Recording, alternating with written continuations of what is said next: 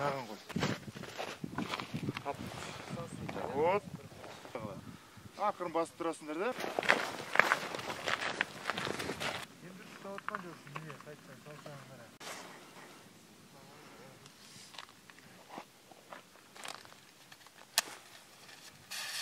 Қой.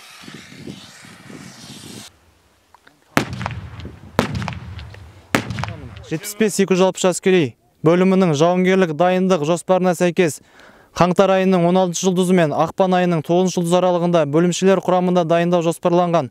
Осы жоспарға сәйкес 2-ші инженерлік-саперлік батальонның жеке құрамымен жарылыс жұмыстары жөніндегі сабақтар практикалық іс жүзінде атқарылуда. Практикалық сабақтардың нәтижесінде сарбаздар, офицерлер мен сержанттардың берген білімдерін жоғары деңгейде қабылдады.